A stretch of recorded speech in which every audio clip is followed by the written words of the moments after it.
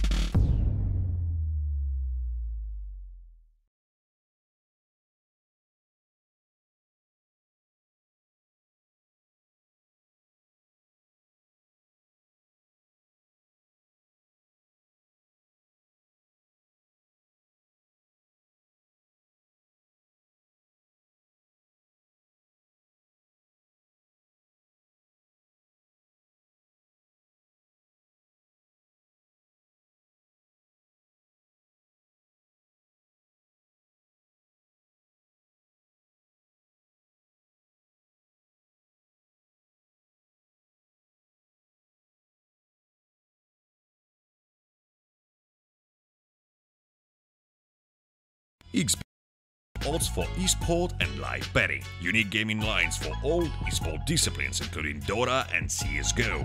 Casino and live dealers. Highest payouts. 100% bonus on your first deposit.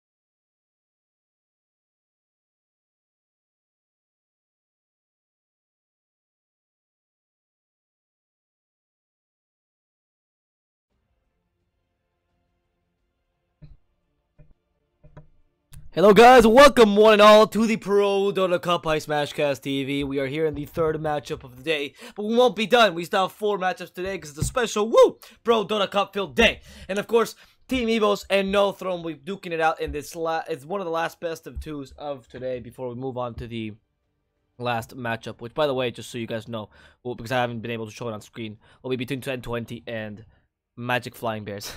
Every time I have it as MF Bears, I always think motherfucking Bears. Anyway, the No Throne versus Team EVOS will be duking it out in this best of 2. This is the first match to best of 2. Let's see if EVOS can retain that Indonesian win streak that they lost last game against Lorem Ipsum, or if No Throne, the team from Myanmar, will finally get some wins out of them. They've been a really inconsistent team, so they've done really well sometimes, really badly others. It really depends. They have really cool banners, so I don't like what they have. Anyway, that said, guys, before we get into the draft itself, allow me to present our sponsor, XBet, as they allow this tournament to happen. If you guys want to check them out, you know, they offer live betting on all Prodota Cup matches, offering the best odds and the highest payouts. Win with XBet. Use bonus code PRODOTA to deposit and get €100 free. Of course, they are our sponsor, so do check them out as they allow this tournament to exist. And before we get into the draft, allow me to present myself. My name is DSwordfish. I'll be your caster for today. Let's get into the draft, shall we? Night Stalker, Lycan, Necrophos picked up for Team EVOS, whereas No Throne picks up the Crystal Main, the Earthshaker, and the Nature's Prophet. Okay, I kind of like the No Throne lineup a lot. Actually, the Pugna even adding to it. They've run this before and they actually won with it. Really well played. So you run Nature's Prophet, really well played last time. Obviously, not this time. It's just a draft. You run Nature's Prophet with a Pugna in the beginning to have some nice pushing power, but also really good early to mid game ganking potential.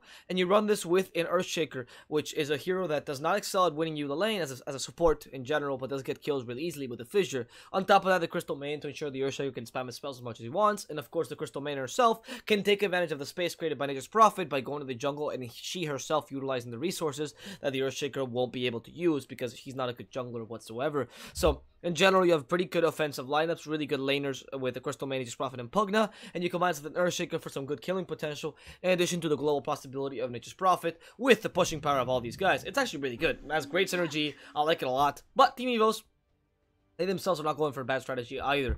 Already picking up their cores very early, leaving a support for the end. Honestly, I know it's not very common. I'd love to see a Disruptor with Night Stalker. I haven't seen it very often. You have a Night Stalker dominate the mid lane a bit. You combine that with probably, I want to say, Necrophos. I think EVOS does like running the puck in the offlane, whereas Necrophos in the mid lane, like can obviously carry. I don't really like Necrophos in the mid lane, but I think it's something I've been experimenting a lot. Regardless of which one of these two they really grab in. Against a Pugna, both Puck and Necrophos do pretty well.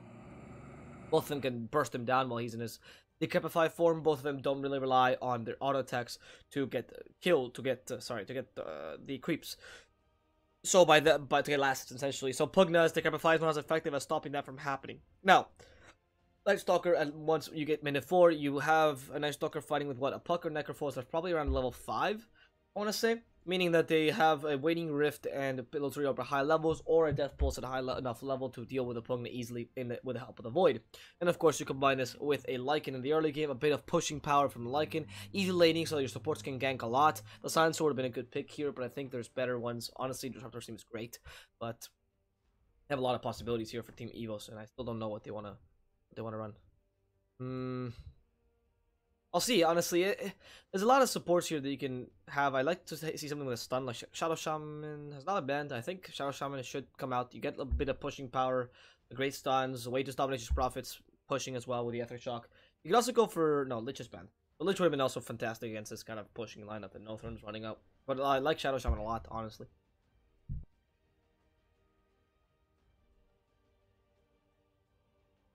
What are they gonna run in the end? Witch Doctor. Okay. We've seen some value from Witch Doctor recently. It does decently in Nature's Prophet. Stops the initiation possibly. No Throne will run a Void. Okay. So, Witch Doctor, another offensive support, combines well with Night Stalker. Clearly, they weren't concentrating too much of what the enemy team had, because otherwise the Witch Doctor would have been really weak against Pugna. But instead, they use him as more of a synergistic pick with their lineup. He offers the damage that this lineup is missing in terms of the pushing power, and yeah, they will run the puck in the mid lane, which I love actually against Night Stalker. I think it's much better than Necrophos. Not as weak against Necrophos. With Night Stalker. Not as weak as Necrophos in terms of being ganked by the Fissure and by the Crystal Maiden itself. So puck was gonna work really nice. Especially with the Witch Doctor and Night Stalker ganking him, as Necrophos can stay in the lane alone, so can the Fireboy. You're up against a Void as Necrophos, which is fine, honestly. Not getting much of an issue. In fact, that last Void pick only signifies how much they want to amplify the early to mid game here, and I kind of want to go for Team No Throne's lineup, so I'm gonna support them. I think support them obviously in terms of the lineup. They have a really nice early to mid game, and they do have much more cohesive lineup than I think the enemy team does. They have a much more cohesive lineup than the enemy team has, I think, here for EVOS. EVOS seems to go for an okay mid game with a bit of damage coming out from the Witch Doctor, with a Puck Dreamcoil, a good amount of catch, just a general safe lineup with decent lanes. But I think the synergy in TNT's line, especially with Nature's Prophet being picked up and how powerful this hero is really helping these guys out. I mean, the Pug Nature's Prophet works so nicely to get an early game advantage. You combine that with an Earthshaker to easily catch people down, to get on the Crystal Maiden, and the Void as well to actually give you a bit of late game if this does go into late. And he's able to stop the Lycan easily with a Shapeshift, because they do have enough damage to combine once the Lycan is stopped within the Chrono.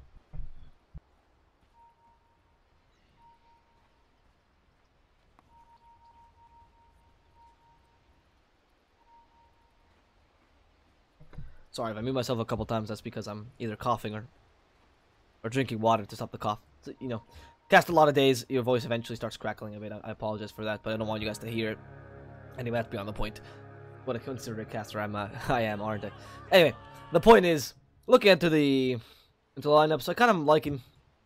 I'm actually gonna look in TNT's lineup a bit more, but it's all gonna depend on execution. It does seem like EVO's lineup is much easier to execute. They have not necessarily easier heroes to play, but easier heroes to just get online. Lycan in the laning phase because of a huge amount of HP regen, so he's not going to be too worried about being harassed out. Night Stalker himself, once he goes to the mid lane, can do a lot against the Pugna, which is actually really nice because the Pugna has a really nice movement speed, so Void is fantastic against them.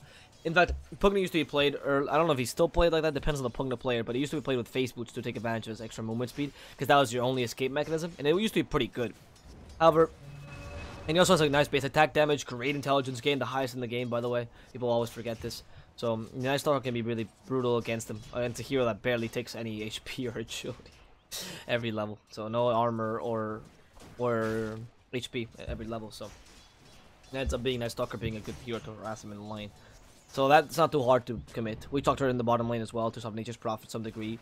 Pretty offensive support. I guess he's okay to support in the Fireboy because Fireboy just needs to get to level 3, and then once he gets it, he's fine against green because you have enough regen. And of course, getting that stout shield turns into a poor man's shield I would like to see. He's even going for a possible headdress for an early Vlad, which I don't think is a bad idea either, considering how powerful headdress can be against a Nature's Prophet's constant harassment. And of course, in the offlane, for now, you don't really need to run anyone in the mid lane to help out the puck. Later on, it's going to become more of an issue, but that phase shift is really effective against a possible, you know, Nether Blast. Even if the cooldown for Nether Blast is quite low, and actually lower than the Shapeshift cooldown. You're forcing at least 2 Nether Blasts to kill you, right? So it's kind of hard to use. And of course, you can just play defensively for that 1 second difference. So the puck should be able to win the lane against the Pugna to some degree. And he's already doing that. So the Night Stalker has more ability to roam, able to go to the top lane, and he threatened the kill against the Crystal Main, especially if you hunter in the jungle. Oh, if you... Oh, no. He's stuck here. He's forced to eat 2 trees. That's 2 early tangos. But he can fight everyone down, and he's like, fight me, guys! Fight me! As AMK can't really take down Avil. And of course, SZY is one of the worst heroes in terms of, you know, trying to kill you in or not trying to kill you, sorry, trying to harass you in lane with his auto attacks is horrendous. So Night Stalker can easily dive these towers and not be too worried as long as she doesn't have enough mana for the Frostbite, which is exactly what she's doing right now. She doesn't have enough mana for the Frostbite, not taking any clarity potions. That means she's going to delay that aura a bit soon, more and more. And the more you delay the aura, the weaker this lineup will be. You really need to get that Crystal Main level 2 as early as possible, so you can take advantage of an Earthshaker's roaming potential, Void's ability to just stay alone in lane, you know, Bo's independence, let's call it like that. He's one of those teenagers that wants to wants to leave his home very soon. Yeah, careful. He might kill in the mid lane, maybe not actually. Decapify might kill the puck. Ooh, Nether Blast to kill him. He was a very hopeful Nether Blast, and in comes Lun with the fissure. Might stop Facehugger. Oh, baited the fissure out. Baited the phase shift out. And oh, the creeps down to 3 HP. This puck was about to die, but eventually surviving. Wow. Whereas Green actually gets a kill in the bottom lane against the Witch Doctor, but the Fireboy will get a counter kill against them. He does get the first blood as a result, though.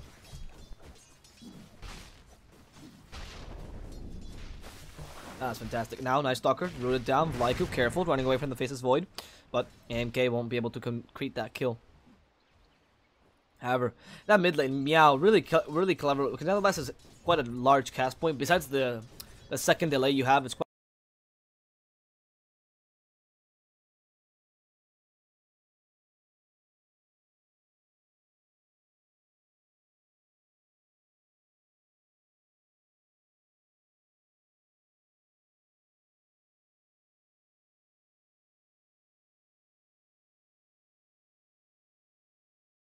well.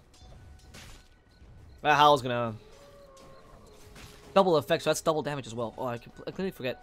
That's double damage during the night. That's ridiculous. That's 30 bonus damage during the nighttime, which Night Stalker is gonna be ganking you anyway. Oh, this is dangerous now.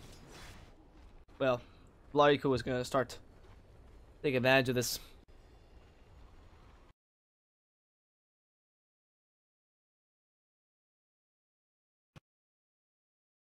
Weakest part of Decapify. If you use it on yourself, the puck has enough magical damage to kill you. And if you use it on an enemy, they have another hero to just keep on hitting you. So it's really not the best spell to stop a double gank, which is why they're probably going to aim to kill a Pugna really early. And again, since the Void is a percentual decrease in movement speed, that's something that many people forget about, but it's percentual, right? So it decreases your movement speed based on a certain amount that you have. So the more movement speed you have, the more of a slow it is to you. And the more a hero relies on his movement speed, the more brutal it is, like the Pugna. However, they're going to go for top lane first. No crippling fear, just a Void to harass. Void to harass the Void. They can't do much. They even use the Howl in the bottom lane where they found the Fireboy. That's a Howl with 200 HP, I believe. Yep, 200 extra HP, Fireboy. During this white well, the train's blocking his way out. They kind of trying to stop them. They can't with the enchant totem. There's the root though from the frostbite. TP cancelled. Fireboy stuck between a bunch of trees, some living, some not. Eventually, he will be part of the dead in that lane as he gets brought down. Really good blocking by the trains there. In the mid lane though, Meow. Thank God he went for the infused raindrops, helping him heavily. In fact, he wants to fight this back. Here comes Lun. Fissure finds the puck. The Nether Blast won't. The Dream Coil though does kill Meow. A lot of damage. Paralyzing cast starts to bounce between them. They want to go on to Lund next, and the Maledict dealing way too much damage. EVOS will get 2 kills here, but Vlaiko will just sacrifice himself in the lane, knowing that he's just gonna die. There's no point in running away.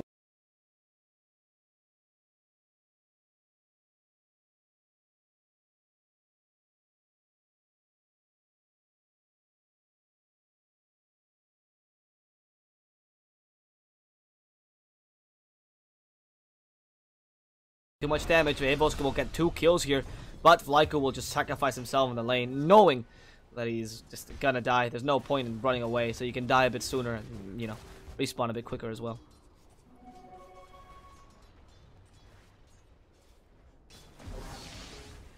Oh, paralyzing cast. Oh, green. Look at that sprout just to get a bit of space, and also a tangle. Surprise! Witch Doctor gone down because a Crystal Maiden came by flying with a haste rune. You never expect the Crystal Maiden to fly by, right? Look at that. She's going so fast, her legs can barely keep up. This is adorable. Oh my god. Oh, so much. Okay, AMK. Death Pulse, now the Reaper's Scythe. Not enough damage, but doesn't have Time Walk anyway, so Vlaiko, or actually no, Avil will end up finishing him off, getting the Sadist up, meaning that he didn't lose any HP or mana in that engagement. Doesn't get the Reaper's Scythe effect on him, doesn't really matter because they get killed with a Void anyway, so that's the important part.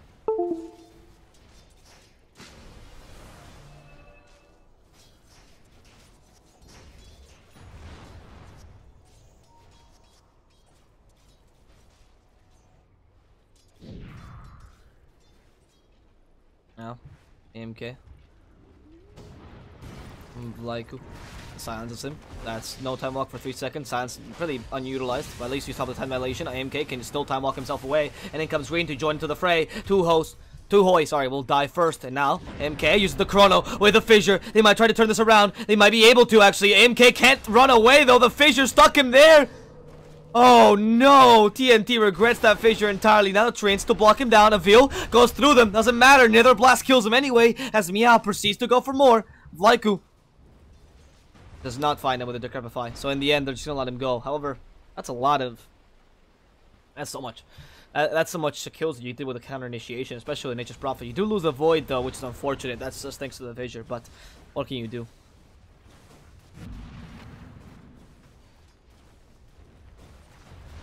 And the top lane, they continue to push this tower. Vlaiko wants to defend this. Necrophos even joining in, so they're bent on defending this. Great fissure to actually stick him away from this tower. But it seems hard to actually push this anyway. Well, he's trying. Green.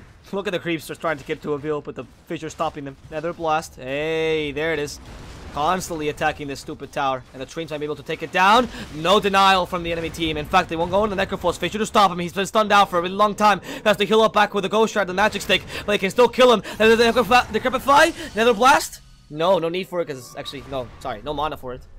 Avil goes in the trees, sees Meow. Nether Blast will catch him anyway. Last Nether Blast that he's got, actually. Enchant Totem misses. Meow about to go down. Necrophos will get that kill and start to heal with Sadist. Now they're stuck in the trees. TNT will go down first. Another Sadist kill for TNT. And for Avil. God damn it. And that will make it so that EVOS wins another engagement.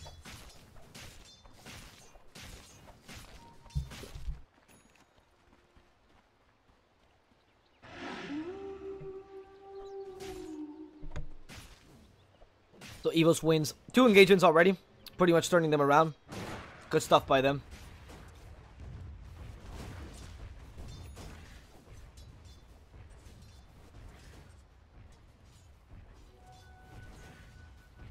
Whereas in the bottom lane, Crystal Maiden maybe wants to... Nah, he doesn't want to gank anything right now.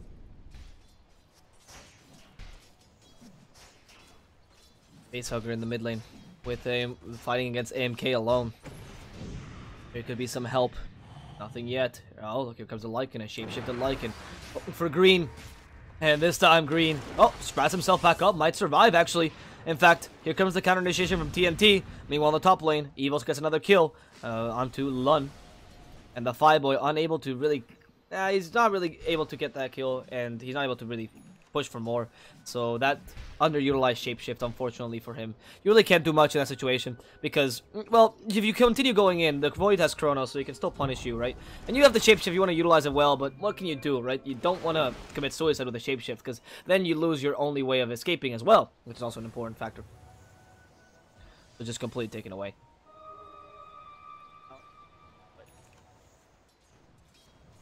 In this mid lane, Meow, harassed by Facehugger. A Dream Coil is available. Could have gotten the kill, actually, I think. He had enough magical damage, because you can't really decrepify yourself there to save yourself. But he did have the Infused Raindrops, which is a very important object, or item, sorry, object, on the Pugna, to help him against most of Puck's damage in general, to some degree also the Night Stalker's Void. It's actually really clever that he's keeping up these Infused Raindrops. Now Facehugger fighting against the Pugna. Careful, the life drain starts to go on the Witch Doctor. He can't dance away. He's been stunned though, destroyed now. Facehugger tries to run away from green, and the damage is too strong by his Nature's Prophet. They're slowing down too much. The Fireboy finally joins the fray. That Nether Ward, so annoying. Puck goes in again. Why? Go, because he's so confident. Waning Rift stops the Earthshaker's initiation. He's been silenced for too long. Infused? No, they don't have any. So actually, Facehugger might be able to kill him. One last auto attack. He's at 7 HP. They root the Puck. Now the Chrono. They want to kill him. They want to punish him for all this aggression. AMK getting the kill. Fireboy can't follow anyone down. And AMK is actually able to just walk away with a time walk. Here comes the Pugna again. A Fissure stopping the Lycan. Meow. Annoyed. He might be put in the wolf's mouth. In fact, literally in the Lycan's mouth as he gets that kill with his sharp, sharp claws, destroying the skeleton, gnawing the bone. And with these kills, Necrophos actually got enough for a rod of Atos pretty early, honestly. 12 minutes in. His net worth is pretty ridiculous. 450 gold per minute. Wow. Good job, Necrophos. That's pretty good for a Necrophos. So, you end up having a TNT that kind of counters the enemy team to some degree, but they mess up with a Pugna TP, and eventually ends up being beneficial to EVOS anyway, which is an unfortunate result for a team that was doing so well until then, right?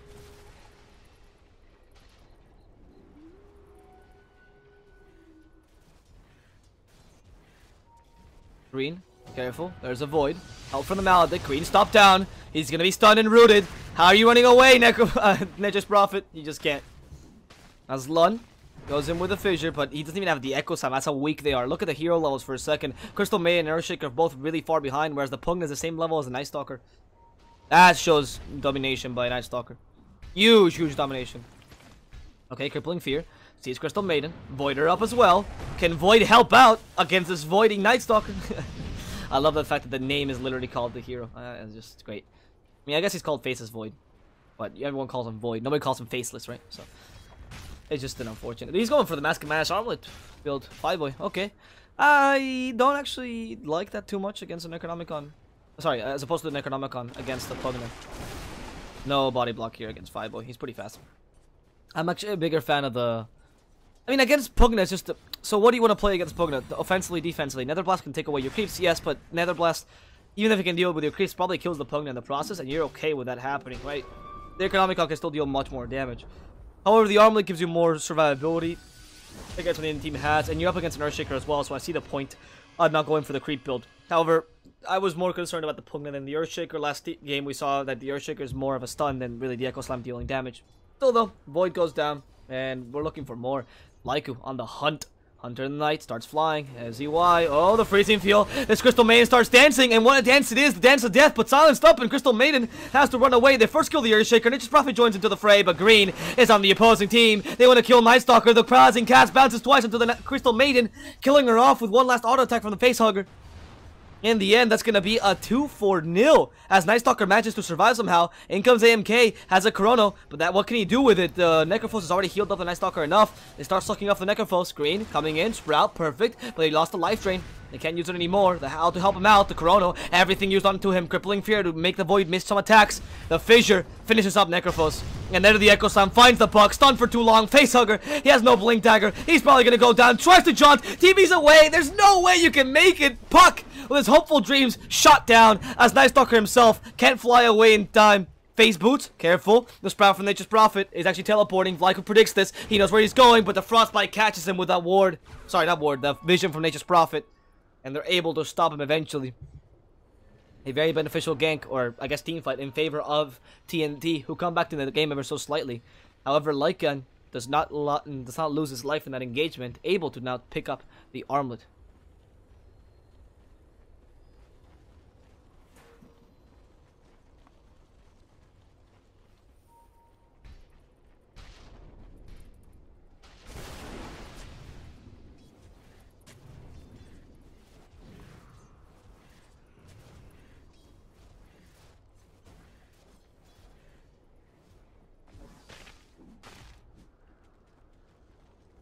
Out of Atos for reveal.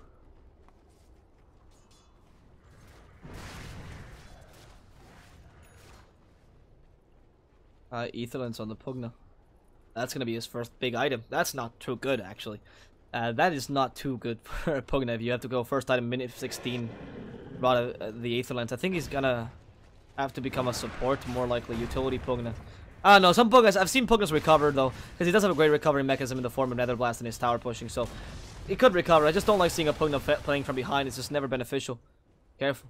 Oh, Void, able to walk away. And now, go onto the tower in the mid lane. As Facehugger attacks the tower.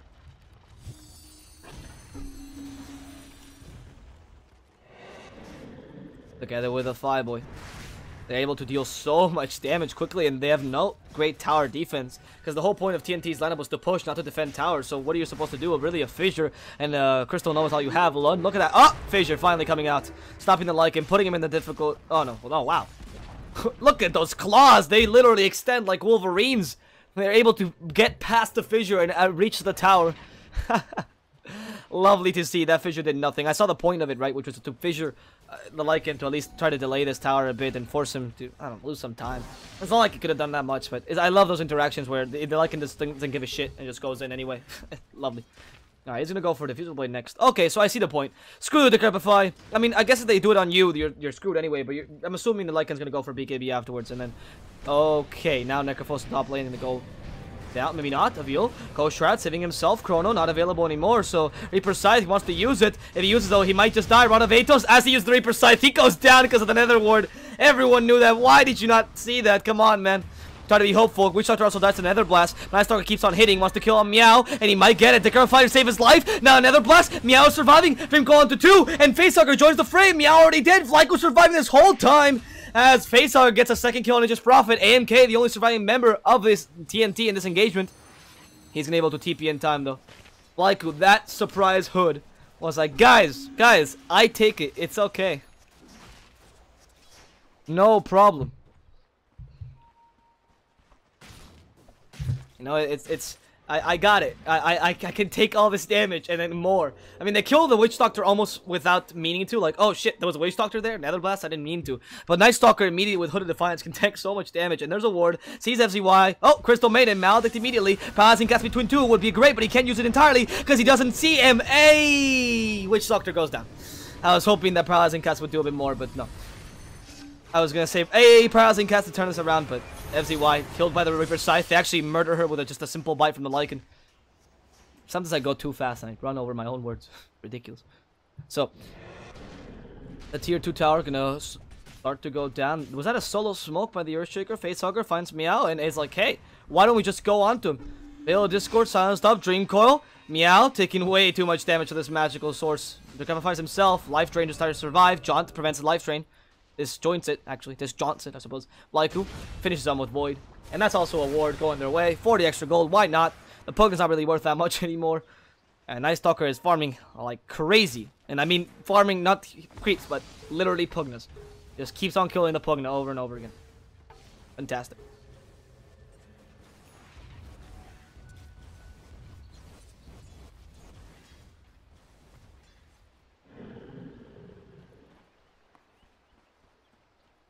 Now Diffusal Blade for the Fireboy.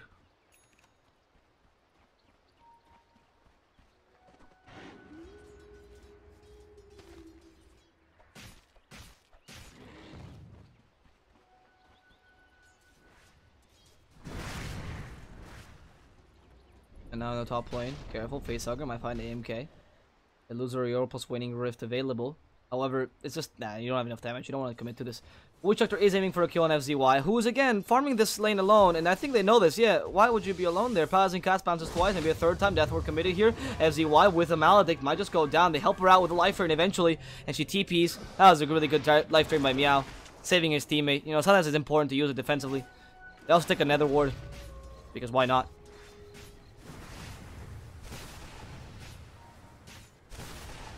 As the Wrath of Nature bounces between them. It's a couple heroes, but doesn't accomplish anything. Look at this though. EVOS are pretty calm in how the game is going. I mean, Lycan is more of a... They have much more of a late game lineup to begin with. Even though the Void is a pretty good late game hero, you depend too much on that Chrono. And he went for a Midas, so Void is going full late game. That's the idea. However, the game is still yours, and you can wait by because the mid game is still in your favor because you have a puck. Anyway, Night Stalker, Fissure. Ooh, not gonna find anyone. Dream Coil cancel the Fissure immediately. Chrono though finds the puck. He's stuck in the middle of it. Freezing Field as well. Nether Blast, so much damage to the puck. They can't save him in time. That Frostbite keeps him in place, and Lycan can only kill the Crystal Maiden eventually. As Necrophos joins in, Echo Slam onto 2. They stop with the Paralyzing Cask. That Paralyzing Cask is going everywhere as they murder the Necrophos, but the Paralyzing Cask again bounces into AMK. They can't get the kill. They want to murder Meow. Meow on low HP and eventually destroyed. Fireboy now sees the Void, who walked back to the shrine. What a cocky Void it is as time dilation is used. The silence as well. The Fireboy too slow though to follow him through. And not even Vlaiku can join here. The Time Walk, of course, will help him survive, but the Void is available. Vlaiku, careful, one more second. Did he calculate that perfectly? That was amazing. Good job. Good TP. Woo. Even I couldn't calculate that. Ah, it was really impressive.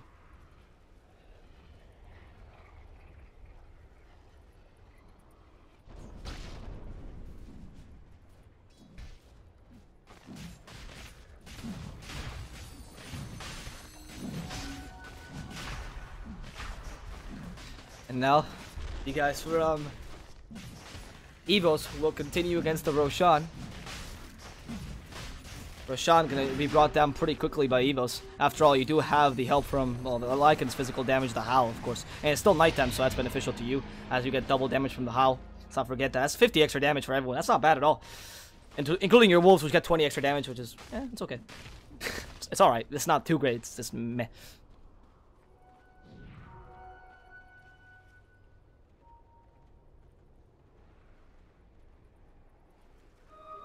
Now Vlaiku with the Arcaner. Gonna go down to the bottom lane. Lun. I don't know what he's aiming for here. An Echo Slam might be evaded by a phase shift that he blinks in. I don't even know what he's No, he has to go. Lun, go TP. Green, you too. You guys cannot be here. I mean, if they're trying to go on the puck, they can... Puck can kill him. Even if he gets a Fissure out from nowhere. The puck might just bait him. Oh no, Lun. Please don't play so aggressively. Oh, he's walking off. He's walking? Walking? Why are you so confident? Lun, you don't know where anyone else is. In they go. Dream Coil fights Green. They were surprised Nature's Prophet's even there. Void. Yeah, cancels the TP. Goodbye, Green. Meanwhile, on the top lane, though, they do get a Chrono onto Necrophos. This could be an important kill. Root does not stop that Yeah, they used the Reaper's Sight to stop the freezing field. However, Necrophos is still in a pickle. Is there anyone helping him out? How? A bit. But Avil just doesn't have enough to survive this Paralyzing Cast. Tries to go to the Witch Doctor. But the Witch Doctor doesn't have enough to save him. With a Paralyzing Cast just last second. Doing absolutely nothing but letting him die in their arms. Witch Doctor crying. Acknowledging that Necrophos was his loss and his fault. No, of course not. Necrophos was actually farming alone, not necessarily, so they punished him for it. Okay.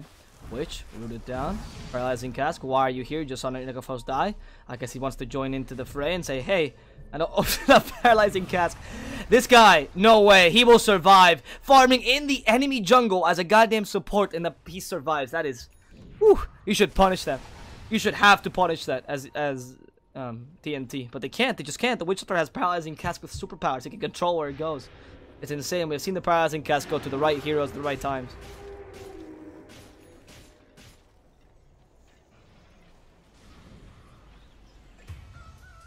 In the bottom lane, they actually kill a Night Stalker. Stuck alone. Gonna get destroyed.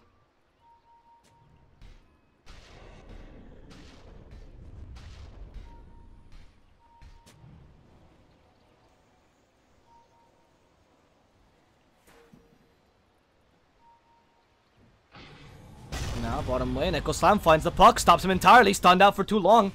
The angle for this kill, the Fireboy disarmed, Nether Blast, sees him in the trees. Avil, careful with the Death Pulse. Now Reaper's Scythe is still available, by the way, if he wants to use it, but he can't heal up. That Ghost Shroud needs to be used to survive. The Fireboy can't even kill Meow, and Necrophos is about to go down. He needs to get the Reaper's Scythe off to kill something, but won't be able to find it. For now, though, Lan will be given to Necrophos. Now he's healing back up. The Fireboy, can he kill Crystal Maiden in time? Should be able to. Paralyzing Cask stops him again, and again, the magic bounces. Reaper's Scythe kills her off. And now with this, Avil can heal back up entirely. They finish off the Void really quickly in the early game, by the way. I didn't mention it, but I thought you saw it. The Fireboy is able to get that kill as he was chasing him down. He was trying to go for Meow in the beginning, but Meow decrepified himself. And at one point, the Fireboy was like, fuck it, I can't kill Pugna. His Pugna is super annoying. We forced the Crepify out. Let's just kill something more important, like the Void. And he did exactly that. Good play there. Good play.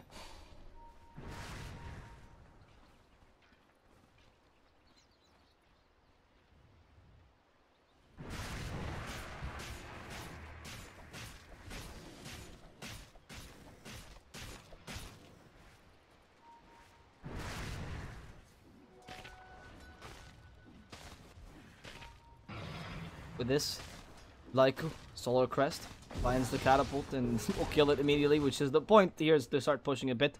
Take out those important creeps, and while they're pushing, yep, get a kill onto green. Why not? Shapeshift committed. Can they stop this TP? Should be able to actually... Oh, no, they don't have any stuns. Even if they were able to cut this down, they don't have any stuns, so it's okay. I thought they were able to cut this down, or the Sprout wouldn't last long enough for the root to actually be effective. He waited for the root to stop to actually use the Sprout. Very clever of him. Didn't panic or anything. However, they didn't have any stuns to stop him. I thought he had Reaper Scythe, so it doesn't really matter. In the end, MK is getting a couple ancient stacks, but everyone else wants to join in, I suppose. You wasted the shapeshift there. Oh, no, you did not. Sorry. That was a Howl. I mess up.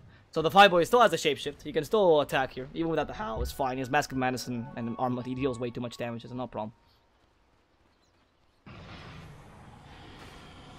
Now, careful. FZY. Rooted up with a Lycan. And continue with this attack. Armlet. FZY. 3 more hits. Oh, the Fireboy. So close, but yet so far away.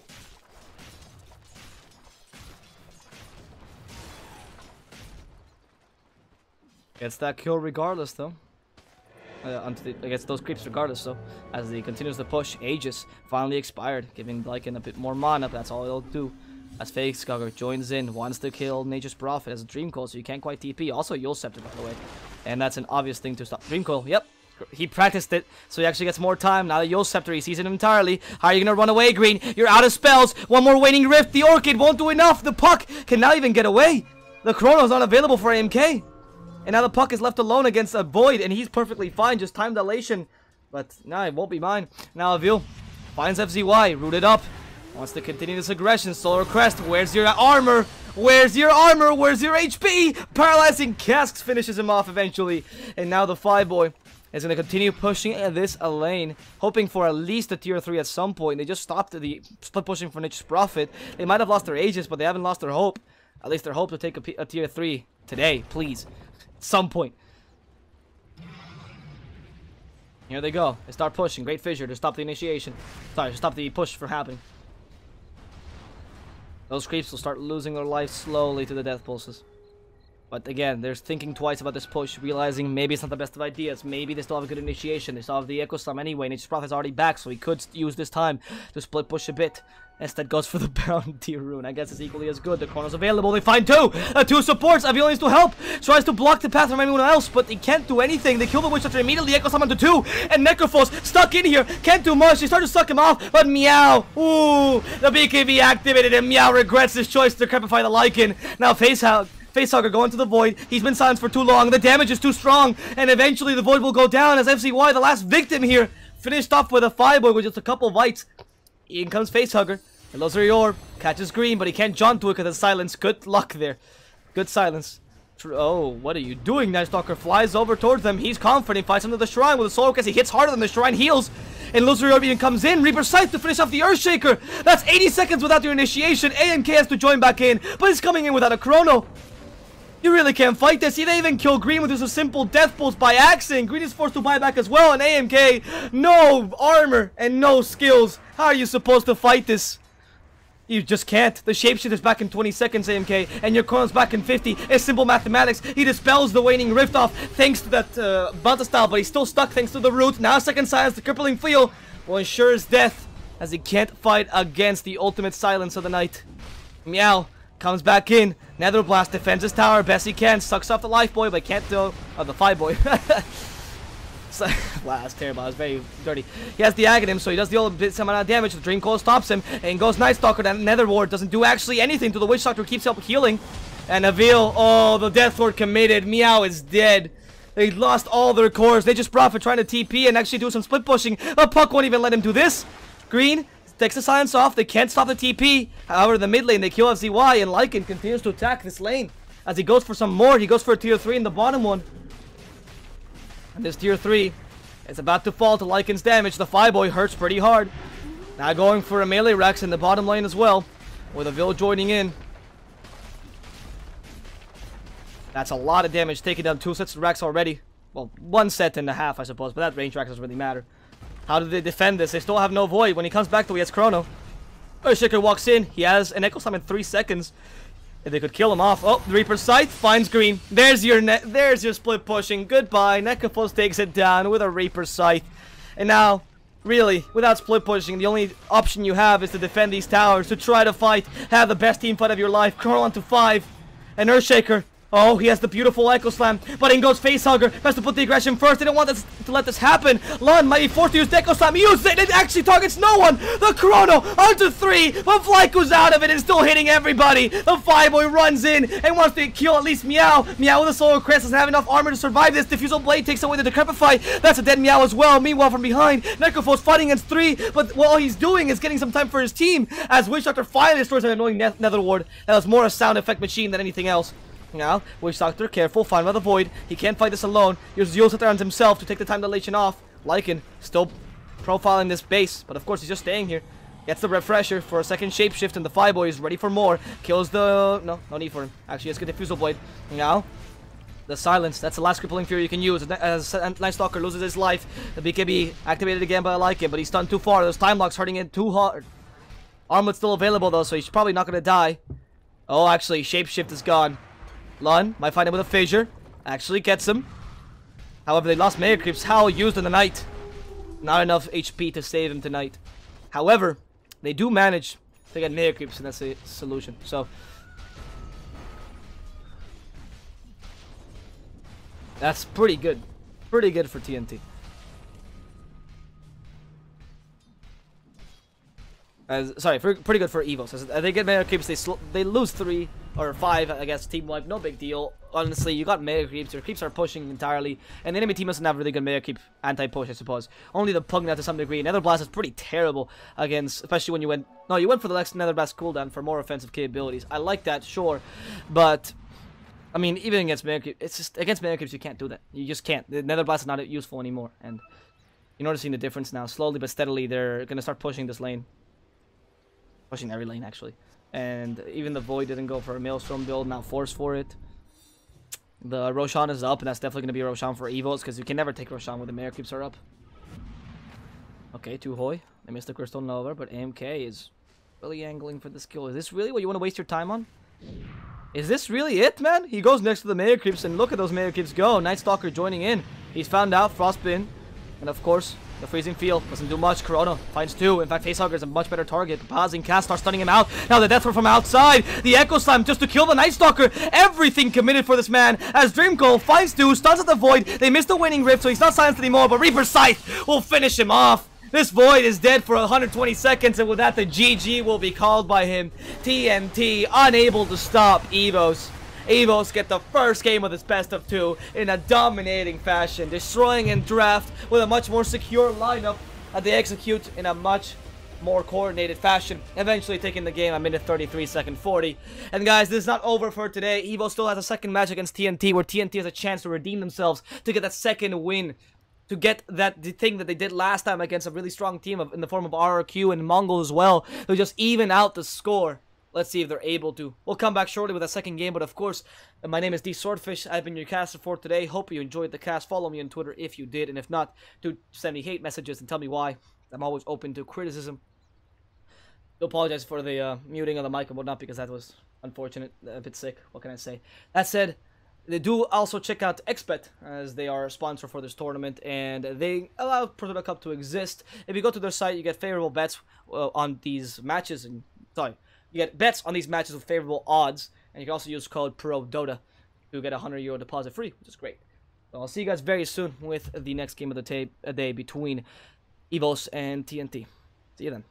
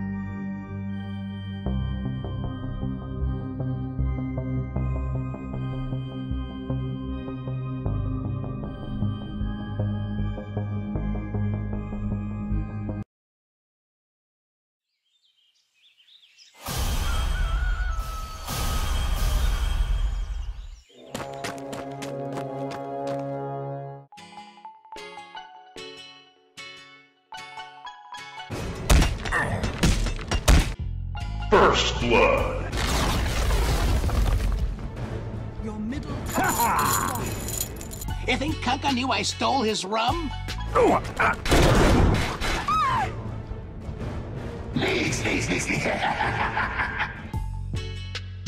kill.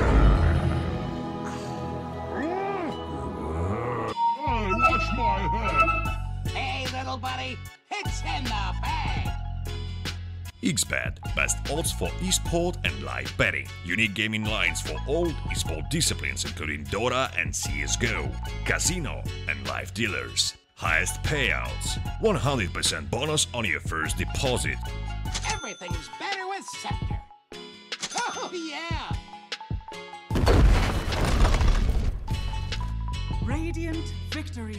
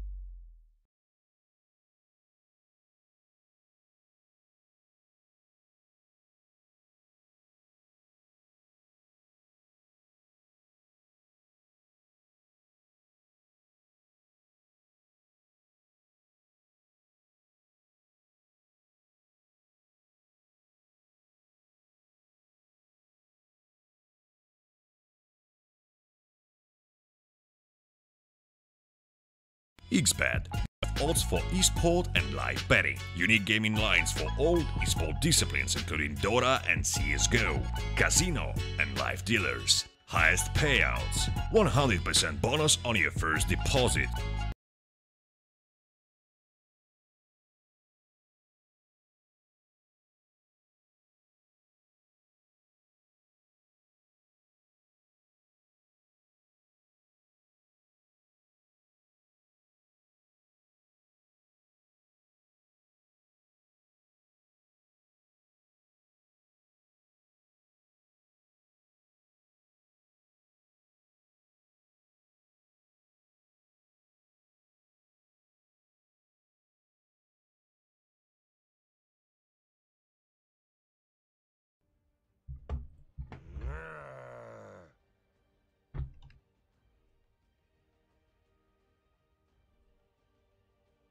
XBET, best odds for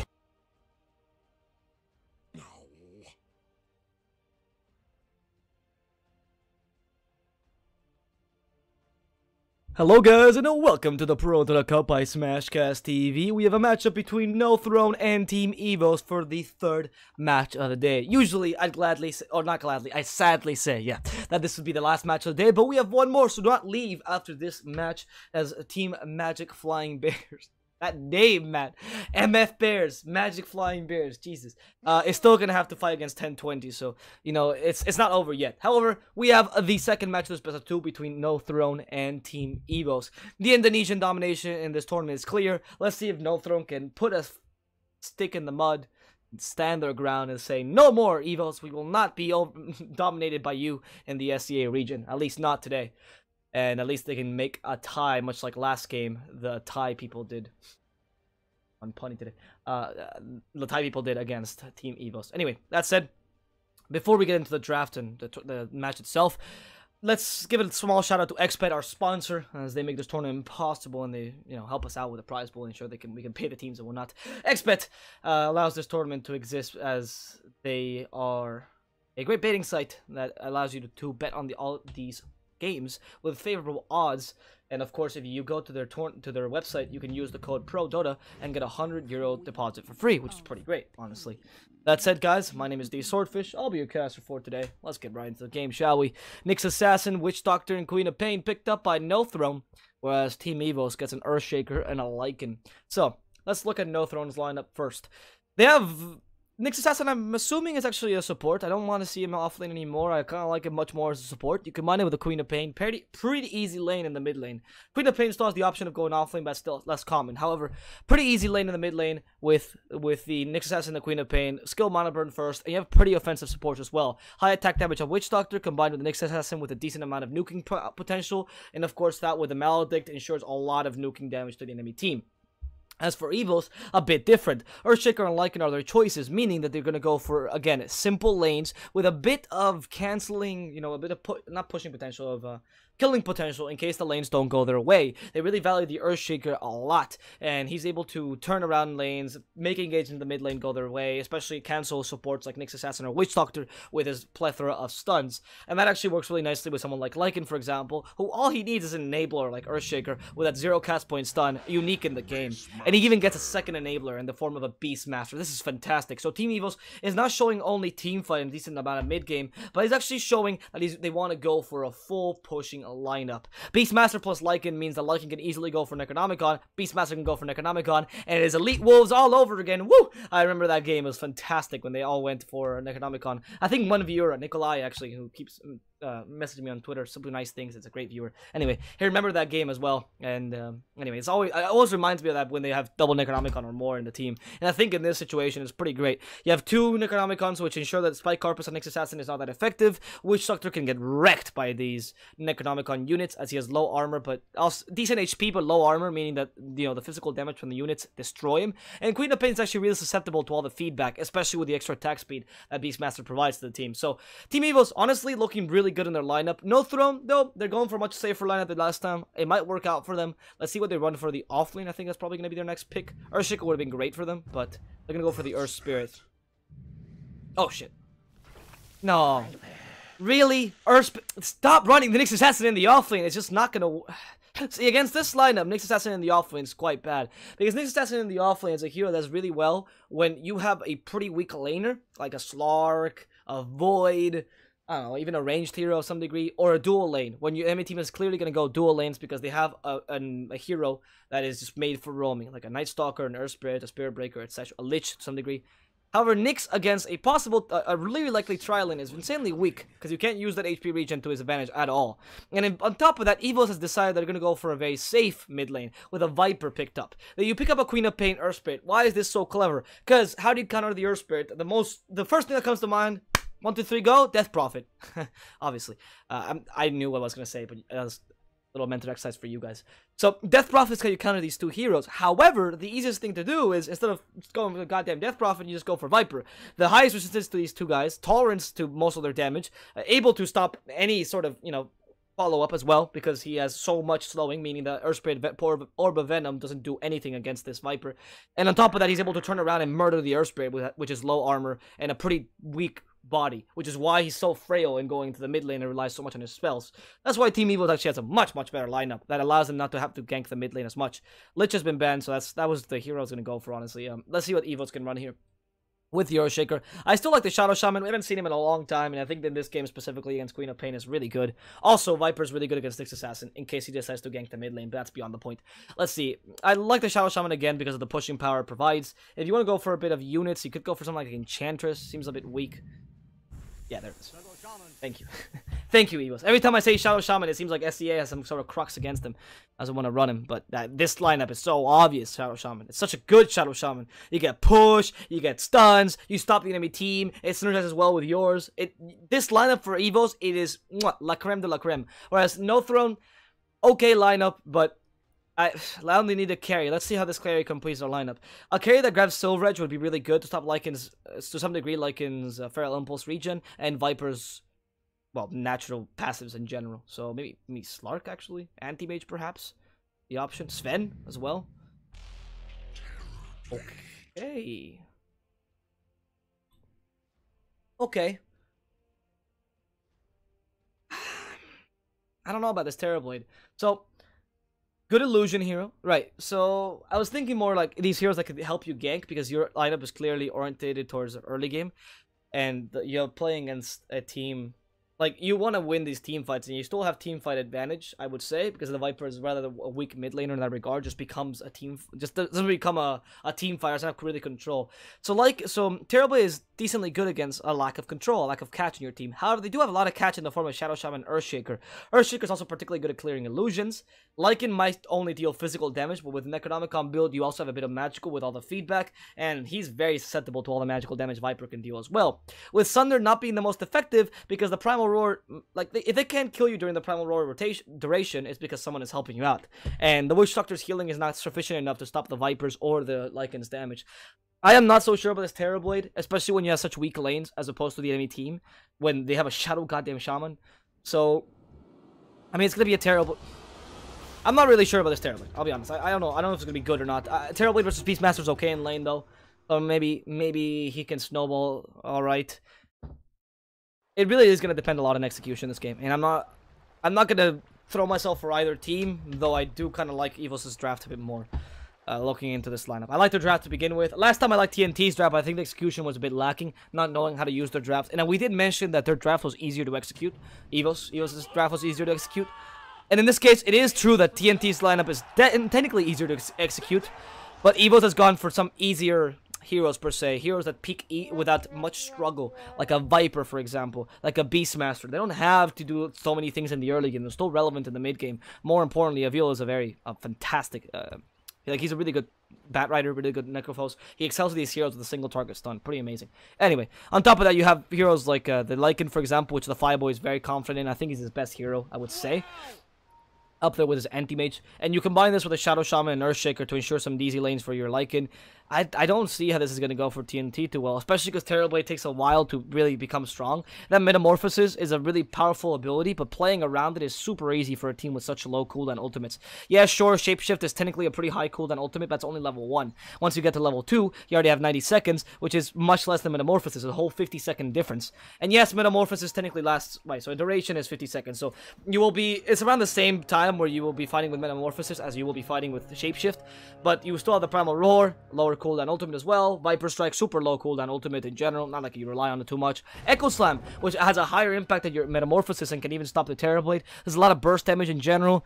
Man, I don't know. This Terrorblade seems like a bit of a last-ditch effort to go for full late game. And sometimes when you go for a Viper or something of the sort, and you pick something that makes you essentially go for a 4 Protect 1 lineup, ends up being countered simply because the lanes are stronger for EVOS and they don't allow this 4 Protect 1 to happen. Because people forget that 4 Protect 1 has a 4 in front of it. You need those 4 heroes to be doing a good job in the early game for them to actually give you space in the mid game for the Terrorblade to farm. And I don't think that's going to happen in this game because the Viper, I mean, if he doesn't win the lane against Queen of Pain, it's because he doesn't want to, right? It's just an easy matchup for the Viper. Queen of Pain can't do anything against them. Viper has, I mean, even for Cross's skin level 1 in case the Earth Spirit came by. Earth Spirit also can't gank the Viper. He can't really gank anyone but the Beastmaster.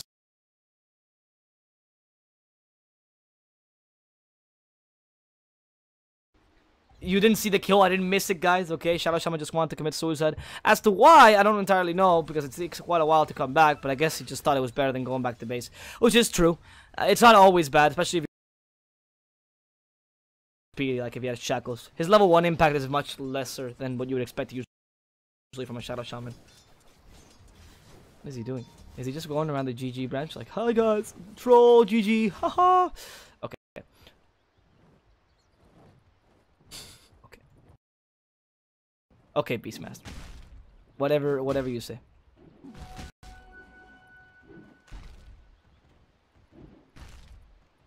Laiku, oh. Careful, Earth Spirit makes it out alive. Double damage, also picked up on the way.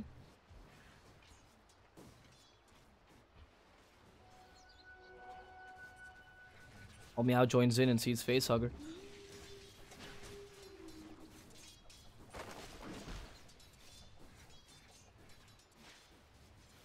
Nah, they're not gonna... Yeah, they actually might be able to kill Queen of Pain, honestly. But Tuhoi comes in with Ether Shock. Like, guys, I've got 140 damage, sorry, I forget.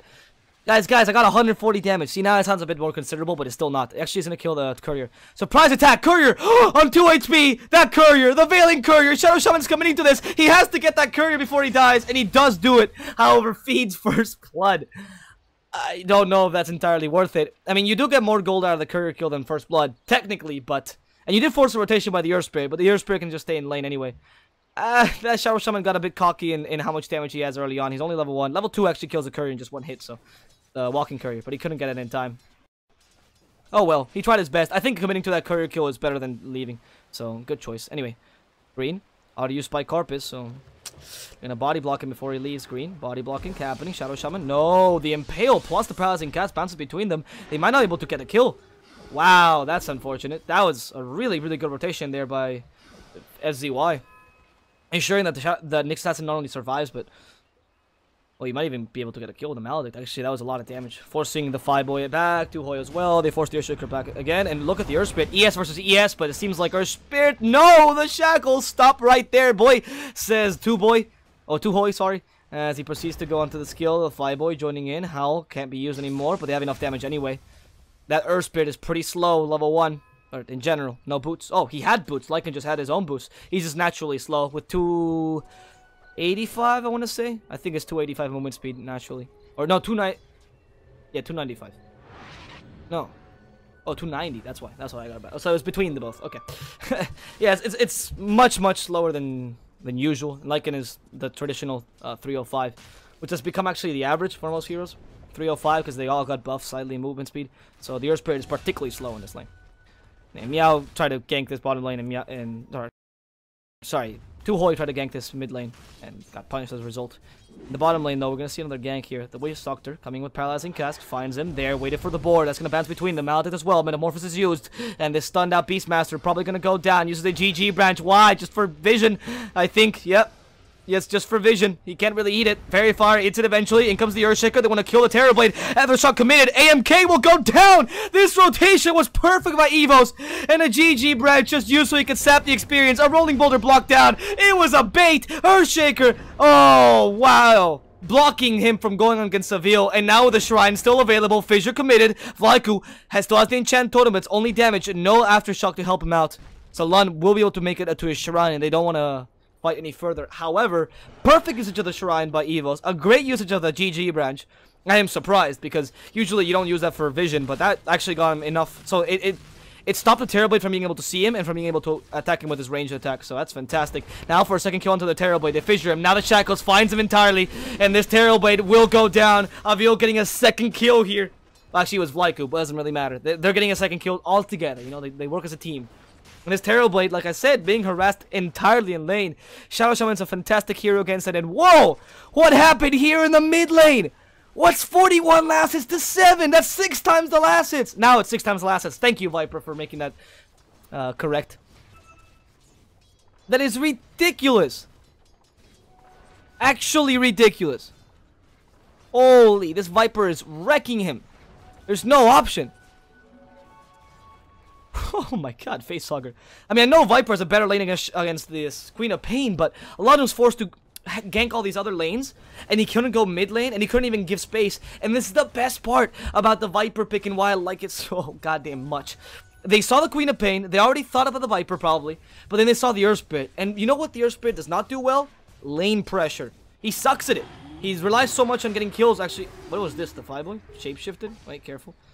We're gonna go for this kill and then I'll explain it, because I'm so excited about this lineup. FZY gonna go down. Phi Boy just munches him out of the game.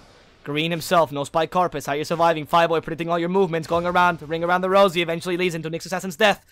You have worse turn rate than Lycan and also less movement speed. Terrible idea to do that, by the way. But anyway, gets double kill for just an ultimate. Really didn't commit anything else.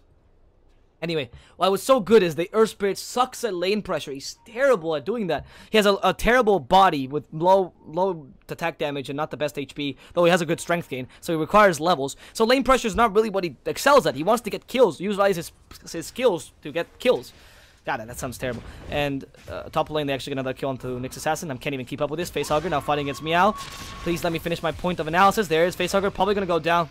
Sacrifice himself for the kill on the Queen of Pain. That's not really worth it for Viper, but he does not give the experience of the Queen of Pain, which is what matters. Anyway, You know this, so you go into the mid lane with a Viper, the only hero that you can't bully out of lane at all, and you can never kill, so what do? You just can't. Earth Spirit becomes pretty much a non-existent hero in this game. It's still level 4, which is impressive for what he's doing, but he's forced to gank other lanes, thus leaving the Queen of Pain as pretty much a sacrificial lamb here in the mid lane. And nothing else you can do. Okay, what are you doing, Blaiko? Don't doubt yourself, okay? Definitely don't doubt and go upon the Terror Blade. Don't even use your enchant totem and then almost die. That was almost really bad. Now, the catapult actually takes the tower before they can deny it. And Avil finally joins the lane again.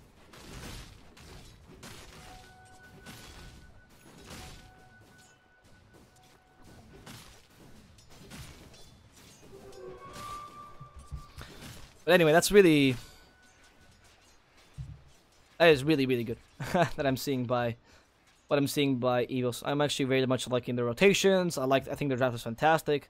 I think after the game against Lorem Ipsum, where they got destroyed by a Meepo, they're going back to their consistent playstyle, which is something you want to see from a new Indonesian team they're showing a lot of promise. Anyway, meow. I'm glad that Indonesia's getting more teams. Anyway, Green. Oh, stops the shackles. He might even be able to kill the Lycan. Probably not, though. The Impale doesn't last long enough. Green, where are you going? Stuck between a tree and a wolf. And you have to go against the wolf. No other option. As a result, he dies too hoy. Careful. Being hit by the Shadow Strike. In comes the Nerve Shaker. No Echo Slam, though. Shackles, what can you really do? They're going to try to give him as much time as possible. Enchant Totem.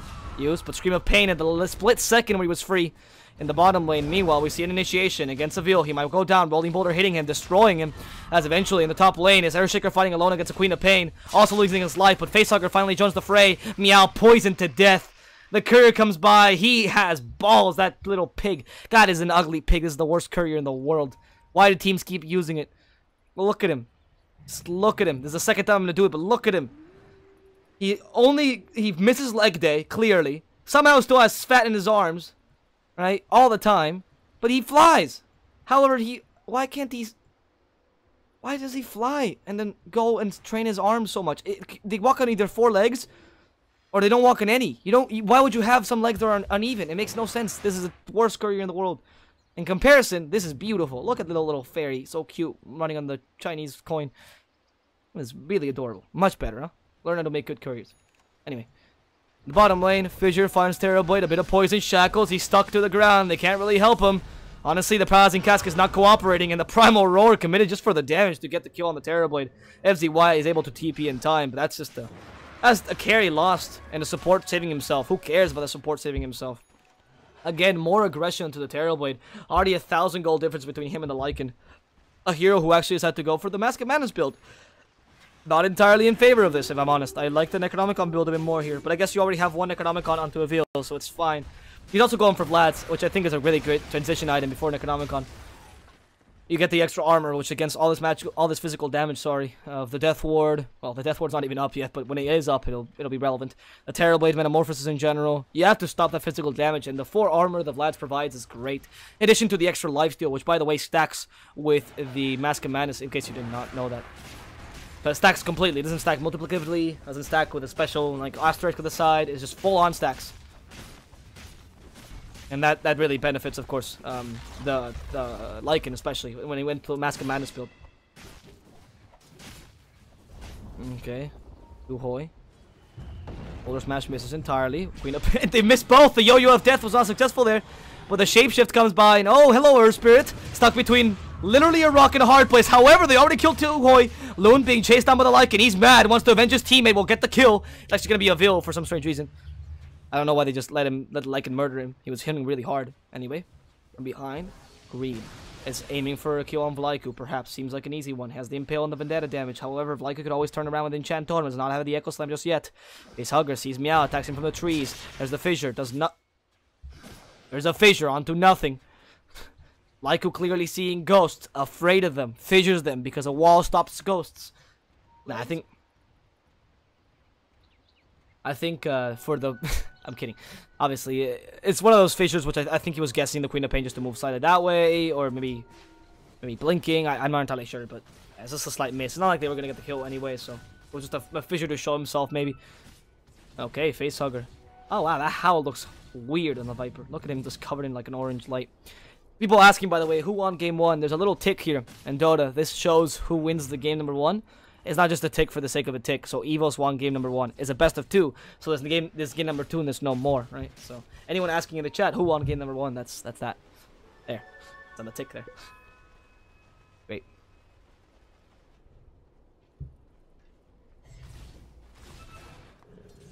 Top lane. Fireboy and Viper. The gang squad. The pushing squad. Taking down towers quickly and efficiently. With Facehugger's Dragonlance, he's able to actually hit from outside range, I believe. Yep. Just barely. But it should be outside the range at least. With the howl. Like, look at that. He's just enveloped like an orange light. It just seems very weird. But he's able to deal a lot of damage to the tower. And they play safely. They don't need to sacrifice themselves at all. Green, careful. It's hot TP. They know that someone is here. So where's the dusts? No dusts. Sentries. Anyone sentry? Really? Oh, what? He just showed himself. Okay. Geomantic Grip silences the Viper. Rolling Boulder missed away with a beautiful Primal Roar. They stick the Queen of Pain inside of it. Stunner for too long. Shackles. Now the Wish Doctor. Echo Slam committed. 2 supports dead. And the Lycan's going for more. Finishes off with the Queen of Pain. And now they have to go for the tower in the top lane. I mean, after all, it's pretty easy to do so. With the armlet, the Lycan can just survive constantly. Keep on armlet toggling. Not get killed ever. Fantastic double play. Double tap, as they call it. Kill supports first and then go for a simple core. As they have no way to survive, right? Because the supports died. So they lost all their stuns, usually. Now the Howl keeps even more alive. Impale, though, finds everyone. SZY with a paralyzing cask. Here comes the Terrorblade, joining in the fray. Lyco, though, is ready for this. They wanted to stun him out, but they couldn't. That Poison, though, does actually deal a lot of damage. That's only level 3. But 22 damage per second. Even though it's not as good as Poison Sting, which is ridiculous, by the way. It's still pretty decent against the Terrorblade, who has so low HP. Careful, Tuhoi. It just clips him, barely clips him. Silent stop. The Urna Shadows as well. TP in time. They have no stuns. They can't stop him. Oh, the Impale. Alright. They have no stuns until Nyx Assassin walks by. It's like, oh shit, guys, I forgot. Impale. Anyway. The Beastmaster also destroyed. He couldn't run away, but that doesn't really matter as much. They lost probably the 2 weakest links in the team. It's much more important that Lycan and your Viper survive here. A Viper that apparently is going for Sanjay and Yasha. Don't know if I'm that big of a fan of Sanjay and Yasha, if I'm entirely honest. I think you could do a bit better than that.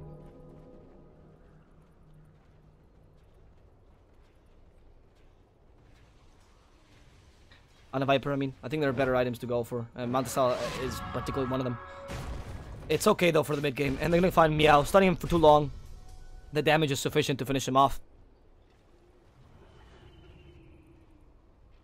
But yeah, I don't know if he's considering it. You can turn into Heaven's Halberd plus Manta Style later, so I suppose there's always that. They need some vision as well. They need some... I'm surprised there's nobody carrying Dust or Wards or anything. They just kind of hoping that Nyx won't show himself in a bad position.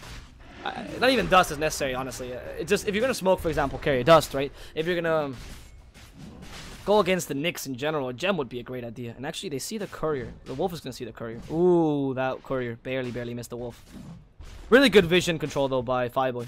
Actually knows how to use the wolves efficiently. I mean, the wolves are not even level 4, so they don't get the invisibility. And they already have the... He's already getting so much vision with them and made a lot of plays with them. Even forcing the Courier to take a weird path seems like it's a pretty good play. And now, top lane. Careful, Terrorblade. They have a Primal Roar, so they see him. Can anyone TP and help him? There's the TP from Viper. Primal Roar available. They're trying to... take as much time as possible. Hurricane Pike start to hit AMK. Wants to that Sunder immediately. Primal Roar. They have enough time to kill him. And the Terrorblade won't Sunder in time. Of course, stunned too long. Avil holding that Primal Roar for so long was a very clever play there. As he knew that the Sunder was going to come out eventually. Of course, Sunder turning, changing the HP between 2 heroes. And that helps him out entirely. Now, they find the Queen of Pain. Too much stuns. Echo Slam to finish her off. Like squashing a bug. As the Lycan looks for more Boulder Smash. Now the Impale also available, but he has way too much HP to be even attacked. FZY stuck in the trees between Earthshaker and a Lycan. And as per usual, a Wish Doctor just died. Like the start of a joke. What happens if you get an Earthshaker? So Earthshaker and Lycan walk in the trees. They see a Wish Doctor and he dies. Okay, there's no question about it. Every single time. Super low armor. Not the best HP gain in general, honestly. So ends up being... He's an offensive support. He's not being played... from behind. He used the Voodoo Restoration to ensure that he can be even more effective later on in the game, but the Voodoo Restoration doesn't do anything if you don't level it up. Oh, what a fissure! Where are you going now, MK? You have nowhere to go to. They actually are forcing a lot of TPs just to save AMK's life from that amazing fissure. That was a single spell committed just to stop, just to force a bunch of rotations and to even take AMK to a really low HP. But that was really good. Good job, Lyco. Good job, Lyco. It's those small plays that you don't really realize, but change the course of the game entirely. Well, not entirely, I guess, but it changed the course of the game greatly, you know, because you force a couple TPs, you don't let the enemy team take advantage of the resources. They can't use the farm or the map, they can't recover, and now you take their farm, you take their ancients, you take their stupid jungle stacks. And that way, how are they supposed to come back into the game? Especially as a Terrorblade, just to be more farmed than anyone else in the map. That's the whole point of Terrorblade, he farms quickly. But like this, you're disallowing him from doing so.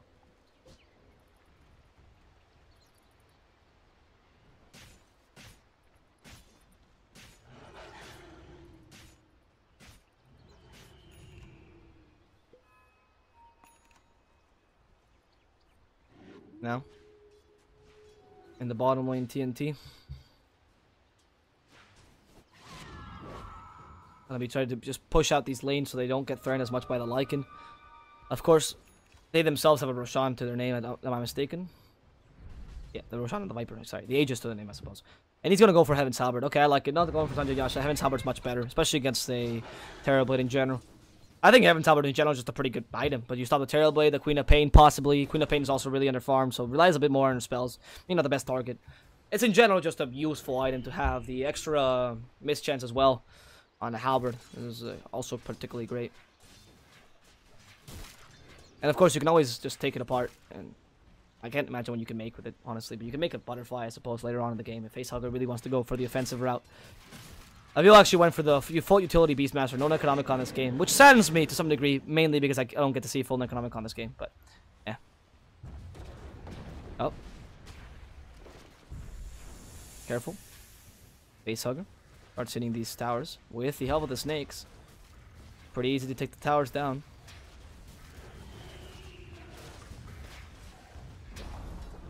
And comes Shadow Shaman, not finding the Queen of Pain. That's all they care about. He has a 4-step, by the way. He can't even blink, so it's really... Look at Tuhoi kind of like dancing around like, I think I could get a kill, please. Whereas the Viper actually just gets a kill by accident on the Witch Doctor. Doesn't even mean to. Use the Viper Strike and just like, oh, okay. Witch Doctor will go down. Super weak support early on. Or later on, sorry. The Fireboy. Here to the Boulder Smash. Here, Meow might be able to stop him. Nope, that tower goes down regardless. Or that Rex goes down regardless. And those snakes actually stayed alive during the whole duration. That's how you do a proper snakes, by the way. Oh. Careful. Top lane. Terrorblade is doing his own kind of split pushing. Wow. But in comes Tuhoi. There's the Hex. Then the Shackles. They're just trying to stop Terrorblade as Lycan roams free in the enemy base. Already got 2 kills here. How do they stop the Lycan any further? There's only 2 supports fighting against Terrorblade. And they are getting a lot of space against him. However, Lycan will die first. A second Shackles. The Illusion might just murder him. As the Lycan proceeds to go for these towers. He gets the extra attack speed from the Beastmaster. And this top lane, Tuhoi will lose his life. Or almost lose his life. The Rex, though, will certainly fall against AMK's damage. No other TPs. Everyone just going for the enemy base. They know they can take it. That's 2 lanes of Rex for the price of 1. Certainly not what you wanted. Another Shackles. Tuhoi, this king of Dota, with an Ether Shock, finishes off the Terrorblade and punishes that action. Way too greedy. Punish the greed. That's like the story of King Midas. He thought he could take Rack, but he just couldn't. Eventually turned himself into gold and died. That's not the story at all, but I'm making some changes to it to adapt to the situation. Because the whole moral of the story that was too greedy. And that you got punished for it. You took racks, but you lost your own life. You lost 2 lanes of racks. It's just by simple calculus. You'll understand that 2 lanes of racks is more than 1. And of course, that is just beneficial for the team who got the 2 lanes of racks, who continues with the domination. And you still lost your Terrorblade in the top lane by only getting 1 kill. So killing him down is also an important factor. And more importantly, look at his hero level. By taking those lane of racks, he's able to maintain himself as a decent hero level with a good amount of experience. Sorry, with a good amount of net worth, especially net worth. But he's certainly not able to compete in terms of experience gain. He just can only take towers. He's level 13 as opposed to Lycan 16, because Lycan keeps getting kills and kills and kills, not just getting tower gold. As a result, Terrorblade will be very far behind as the game progresses onwards, and the XP gain starts to become much more considerable for heroes like Lycan and Viper, who do rely on their spells a bit more, and who can do a lot of damage just by their stat gain, where Terrorblade will have none of that. And we'll have to rely solely on getting really, really good items. No, okay, they find the Viper. Yo-Yo of Death, they catch him, silenced and stunned. This Viper won't be able to survive. Goodbye, Viper. He starts to fight best he can. Even a Viper Strike and a Heaven's Halberd to stop AMK, but that's it. 2 supports from behind. They even use the snakes. Can they actually stop the Queen of Pain? No way. They have enough damage. Meow still stuck in the snakes. In comes the wolf. Finally joining in. Witch Doctor, the target. They don't even bother with him. The wolves will kill him. As the shape-shifted Lycan looks for more, the Fireboy might want to find green. Instead, Meow thinks he's a better target. Earth Spirit turned into a chicken. Meanwhile, Avil dies in the backlines. Now the Fireboy fighting against a Terrorblade. The Sunder, surprise! AMK switches health and immediately kills him as the Shackles about to destroy Lon. Another great fissure. These 2 supports are doing the game for their enemy team. For the team, sorry, not the enemy team. They're literally the only reason that's keeping them in this game. 2 Hoi hiding in the trees. Don't breathe. Don't say anything. It's a gem lost. And he was trying to hide in the trees. Maybe if he like dropped the gem, I don't know. I can't imagine him not losing the gem there. That was a really bad engagement. And the fact that everyone went in after the Viper kind of committed suicide, not a good idea. Now in the 9 game difference, and EVOS is slowly losing that advantage they had in the early game. You don't want to do this. You do not want to do this. That's how you end up losing a game. So EVOS careful. EVOS careful. See, a great rule of thumb in these situations is: did you just lose your mid in an engagement that makes no sense? Did your mid just die for no reason? Yeah, probably don't go in as a 4 versus 5. That's just a great rule of thumb to go for in general Dota, but also in pro competitive games. So in that situation, you saw the punishment. Even though Fireboy is much more farmed, even though Fireboy can technically beat the Terrorblade, he was fighting against Terrorblade without any supporting cast, so he couldn't stop the Sunder from happening, and as a result, died. I think he was hoping for a bash maybe, or something of the sort that was lucky, but you don't rely on luck in Dota. This is not Hearthstone. Okay, 2 Hoi, sees AMK, finds a bounty room. Oh, MK. What are you doing, 2 Hoi? Gets the Hex eventually. I think he was just trying to gain time. Stop him gaining the bounty rune. There's the fissure. Viper joins in. Exactly what they wanted. That bounty rune is looking so prime and fresh. This Terrorblade will eventually go down with the Echo Slime even committed to this. Getting a killing spree streak. And now killing off the Witch Doctor. That's 2 dead and Terrorblade has no buyback. Oh no, how is he supposed to come back into the game? How can they defend this? He's the only hero in their team that's really farmed enough to defend this. And now the Fireboy starts to push these towers down. Queen of Pain joins in, but Meow's taking way too much damage. Primal Road to stick her down. And now, the stun that Fireboy can finish off Meow. Meow is able to blink away. Earth Spirit, though, doesn't have such chance. As 2 Hoi shackles him to the ground and destroys him. Where's Vlaiku with that fissure just threatening the possibility of TNT joining in.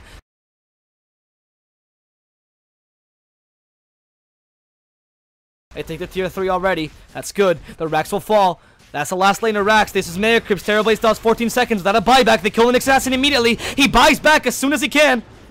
And there it is. Going on to the Shadow Shaman. Stunned out. Sonic Wave to finish him off. There it is. But EVOS continue attacking these Rax, taking them down eventually. Avil is forced to TP away. Yosef to cancel it. No issue though, as Avil already took those Rax and is happy to die for his team. Thinking the one thing that mattered terribly, TP's in the backlines, trying to kill the Fireboy. He has TP and too long. Yeah, even with a tread switch at TP. Oh, Fireboy, look at those jukes. The master of the jungle. No problem. Just navigates that jungle like he's goddamn Cousteau. And he's able to survive for a while. Still has a tread switch. Tread switch already. He's probably going to go down here. Yep.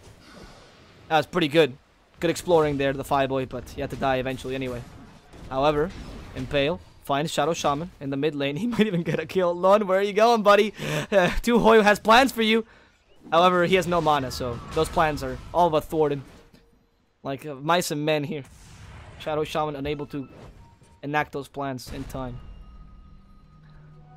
More than a fortunate situation for the Shadow Shaman to bit off more than he could chew. And got punished for it, as he deserves to.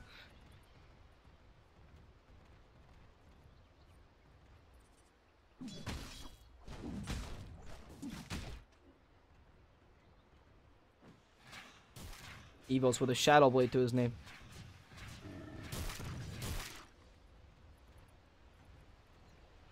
I'd never seen a Shadow Blade Viper in pro games. It's not very common to pick up, but I suppose I can't imagine why you would want it. Even Silver Edge doesn't seem that great. It's okay to stop Terrorblade's damage and Queen of Pains to half to 50%, but that's it. I mean, I guess you are up against Minion Creeps anyway, so it doesn't really matter what you pick up. This is really hard to come back from. Terrorblade may be forced to go for Maelstrom. He is already going for Maelstrom. Queen of Pain obviously going for Maelstrom. Queen of Pain is a good Maelstrom picker. Terrorblade is horrendous for Maelstrom. Gives you no stats. And the attack speed, yes, translates to illusions, but doesn't make it good at all. For illusion-based heroes. They much rather get stats out of it. And well, as a result, and of course you don't get the lightning bolts coming out of it. So Oh no, don't know if this Terrorblade is going to be able to deal with these Mega Creeps alone, especially when you're playing a 4 Protect 5, usually weak against Megas because you don't have enough pushing power. And of course, these guys just keep on pushing. The second you leave a lane unattended, they're going to keep on pushing. Oh no, Vlaiko already sees the possibility for Neko-san. He doesn't have vision though.